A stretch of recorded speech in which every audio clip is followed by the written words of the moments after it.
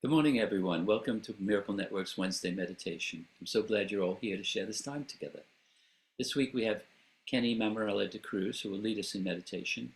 Then we have 20 minutes of silence, and then it's opened up for sharing, and we end at 10:45. Over to you, Kenny. Mute. Good morning. What a treat to be here with you all. This is one of my favorites. I don't know if I say that every time. This is from chapter 29, The Awakening. Seek not outside yourself. Seek not outside yourself, for it will fail, and you will weep each time an idol falls. Heaven cannot be found where it is not, and there can be no peace excepting there. Each idol that you worship when God calls will never answer in his place. There is no other answer you can substitute and find the happiness his answer brings. Seek not outside yourself, for all your pain comes simply from a futile search for what you want, insisting where it must be found. What if it is not there? Do you prefer that you be right or happy? Be you glad that you are told where happiness abides, and seek no longer elsewhere. You will fail. But it is given you know the truth and not to seek for it outside yourself.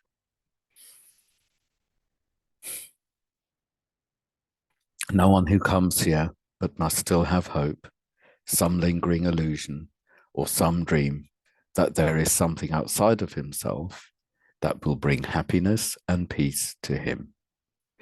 If everything is in him, this cannot be so.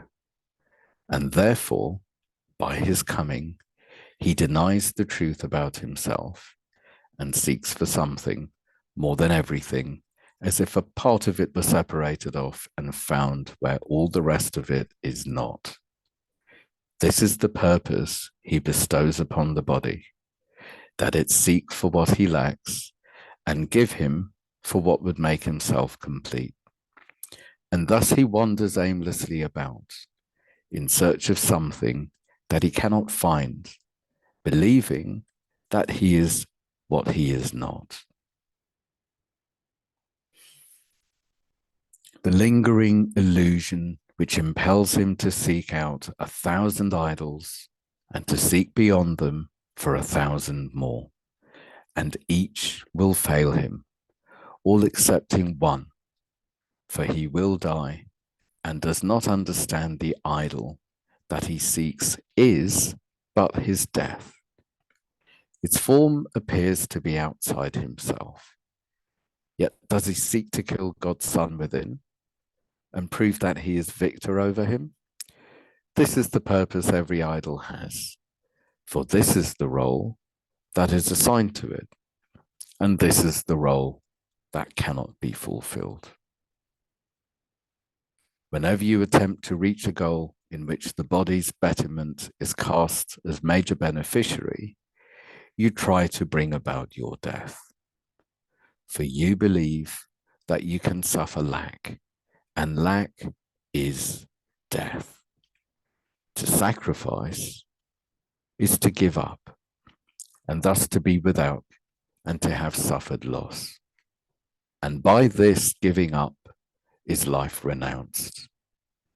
Seek not outside yourself. The search implies you are not whole within and fear to look upon your devastation, but prefer to seek outside yourself for what you are.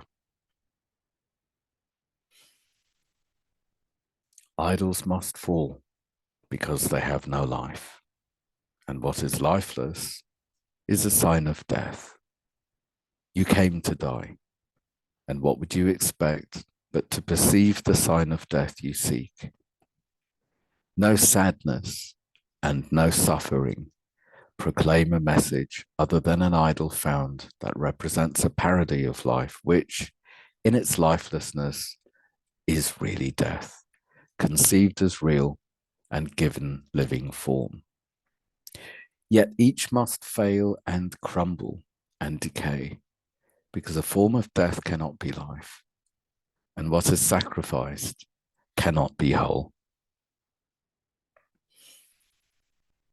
All idols of this world were made to keep the truth within from being known to you, and to maintain allegiance to the dream that you must find what is outside yourself to be complete and happy. It is vain to worship idols in the hope of peace. God dwells within, and your completion lies in him. No idols take his place. Look not to idols. Do not seek outside yourself. Let us forget the purpose of the world the past has given it, for otherwise the future will be like the past, and but a series of depressing dreams in which all idols fail you, one by one, and you see death and disappointment everywhere. To change all this and open up a road of hope and of release in what appeared to be an endless circle of despair, you need but to decide you do not know the purpose of the world. You give it goals it does not have, and thus do you decide what it is for. You try to see it in it a place of idols found outside yourself, with power to make complete what is within, by splitting what you are between the two. You choose your dreams, for they are what you wish, perceived as if it had been given you. Your idols do what you would have them do, and have the power you ascribe to them. And you pursue them vainly in the dream, because you want their power as your own. Yet where are dreams but in a mind asleep? And can a dream succeed in making real the picture it projects outside itself? Save time, my brother. Learn what time is for, and speed the end of idols in a world made sad, and seek by seeing idols there. Sad and sick by seeing idols there. Your holy mind is altar unto God, and where he is, no idols can abide. The fear of God is but the fear of loss of idols. It is not the fear of loss of your reality. But you have made of your reality an idol, which you must protect against the light of truth. And all the world becomes the means by which this idol can be saved. Salvation thus appears to threaten life and offer death. It is not so. Salvation seeks to prove there is no death and only life exists. The sacrifice of death is nothing lost. An idol cannot take the place of God. Let him remind you of his love for you, and do not seek to drown his voice in chants of deep despair to idols of yourself. Seek not outside your Father for your hope, for hope of happiness is not despair.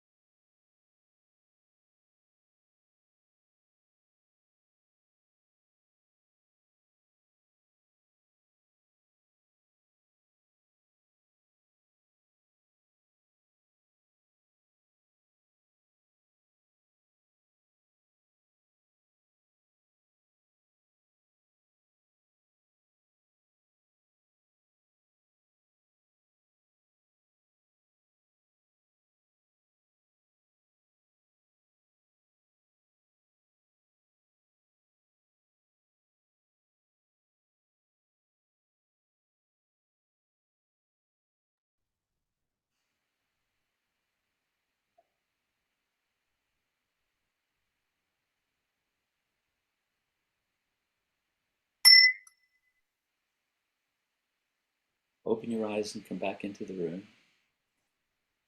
We have 14 minutes left for sharing your reflections and your questions. If you'd like to speak, raise your hand, or you can use the electronic hand at the bottom of the screen, and I'll invite you to take yourself off mute. And if you want to leave a message with confidentiality, you put it in the chat function at the bottom of the screen, and I'll read it out. Who'd like to share?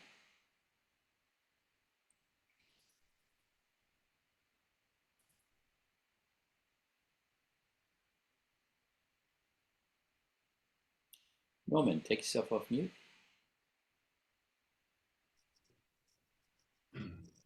Yes, thank you very much. Jenny, I've always had a recurring dream of a young prince in a cell, prison cell, but there was light in it and warmth. And I always thought that the ego me had built this wall so that the young prince inside couldn't escape.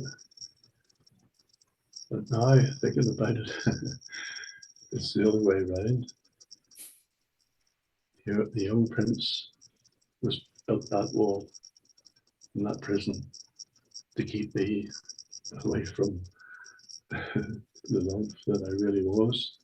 Or I was that love, and I built it to prevent it being damaged in any way by all the hate and grief and sorrow and everything else that the world contains, which was the ego me.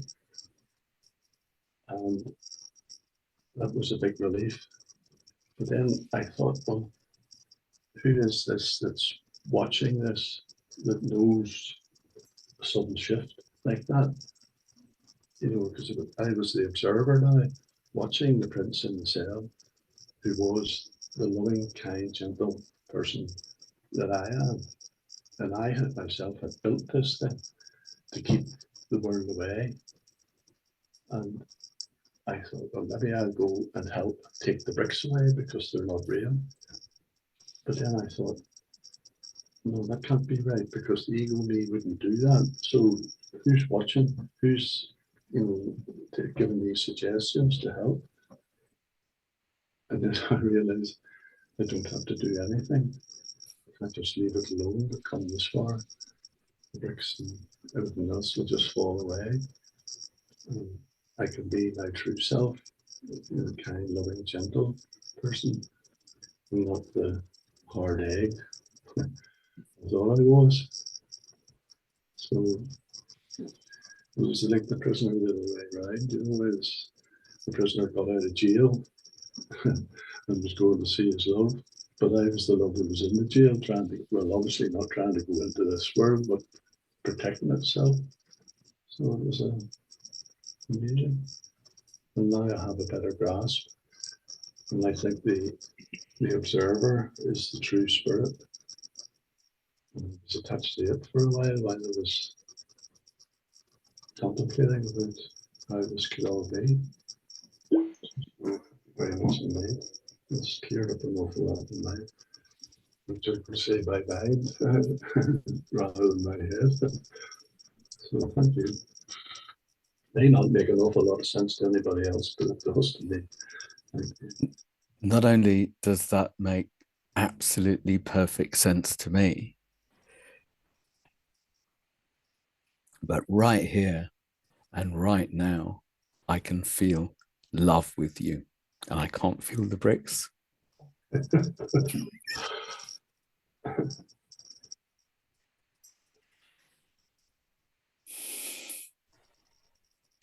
And I can say that in my life, I found it very easy to give love, but quite impossible at times to receive it. That was too dangerous, too vulnerable, too risky. What if it's taken away? What if it's got nowhere to be met? And my giving love, in a way, was a form of control. It all seemed, very nice and right. But I really had to learn to be in love and in the flow of love to be giving and receiving it, not demonstrating it or performing it or selling it. But, you know, as you spoke as well, in my mind, the words "I need do nothing" came up. Yet again, one of my favorite Course Miracle lines. And it's being in flow with love, being part of the love that everything is. And I was, I think, similar, and I hope this isn't a projection on you, but from what you said, similar from the pain and the hurt and the gossip and the secrets and lies and the danger and everything else in my life, in my childhood. My protector took over and kept me separate and helped me survive. But listening to you now, it's time to live and be free. And maybe that was so necessary then. And here and now, here we are in love. Thank you very much. Spot on. I think I might cry shortly. Me too.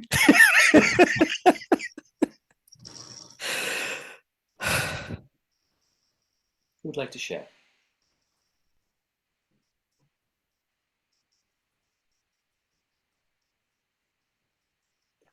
Evelyn, take yourself off mute. Thank you, Dan. Thank you, Kenny. That was just what I needed, and never can get enough reminders. There's nothing out there.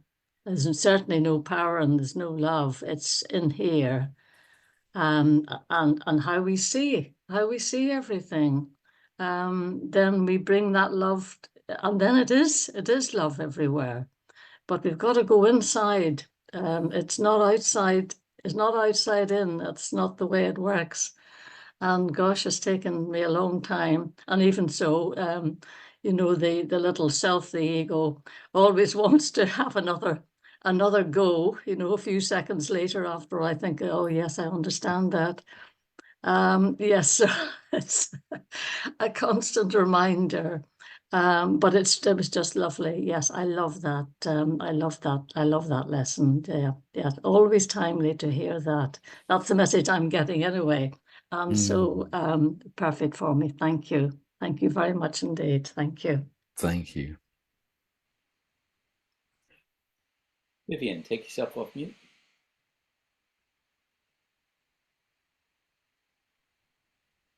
Hello, it reminds me of a lovely saying that I've got written in my diary from the Talmud. And it is, we do not see things as they are, we see them as we are. Mm. And that is very true. You can see the way people criticize situations or something. And I haven't been in any sense critical of it or just seen it quite differently. And I just, that lovely synopsis there is so Course in Miracles. I must admit that I love my judgments, and my judgments can be quite creative and full of fear and full of blame or God knows what. And I enjoy them because I don't suppress them, and I get to know myself through each and every one of them. It's not about anyone or anything else, just as you say. It's all clues. And my addiction in the past, going back to what you were saying, Evelyn, was looking for the trouble and compulsive checking or compulsive knowing and trying to build a picture or something like that. Until I realized one of my driving forces is my inner Columbo, always looking for clues, always trying to see what is life telling me? What is life showing me? What is life reminding me? And I missed out on that because my inner protector was so looking for trouble and trying to say, stay safe, and was either in the past or in the future. And I wasn't present enough to notice the clues and to notice the communications and the messages and the gifts and the guidance and everything else. So yeah, just one more question.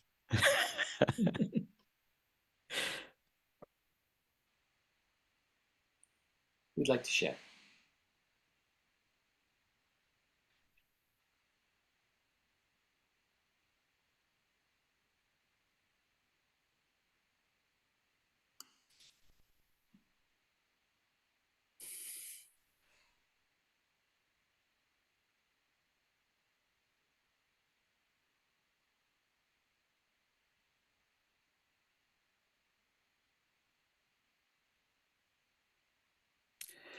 It was quite profound for me how much fun it was to be in the beginning talking and singing and joking, and then within seconds of beginning to read, it's like something like a mist fell, and it was a different zone. I felt very much in a different zone with the words, with myself, and with all of you. And the whole thing was quite a journey.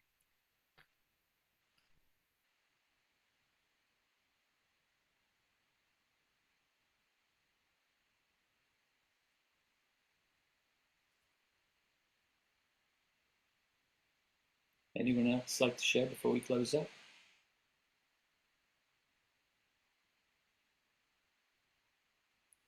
Hi, you. Take yourself off mute. Thank you. Just a quick share of my last 2 days experience. I don't think this is to do with the Course in Miracle, but somebody suggested, say thank you to anything and everything what I see is something good. So I tested it. So woke up in the morning, the moment that my foot touched to the floor, oh, thank you, floor, being there so I can stand. So I open the window usually in the morning. I say that to bush we have, oh, thank you for being there because I can see you're green. Are you all right? And are you getting the rain these days? We don't have one, but if it's anything you need, tell me. And I see the sky, and then stand in the kitchen. Oh, thank you for dishwasher, because it make me lazy, and seeing sky. Today's a nice day. Thank you for giving me the sunshine. And like I said, oh, thank you, water. Just give me, clear throat. And I just tasted it. And you know what? I feel lighter and happier. I never tested it this way because I thought it was ridiculous to say thank you, Dennis, and everything. But I experimented, and it's nice feeling. And suddenly this morning, I wanted to say thank you to my friend. He always send me a quote. It usually annoy me because you send him too much. But this morning, I suddenly felt, no, I really feel grateful for this mom. So I sent a text, and I just want to say thank you to you because you're thinking about me, to sending me things I might be interested in. I really, really thank you. And I didn't do that because of that I wanted to be nice persons or nothing. I just really felt gratitude.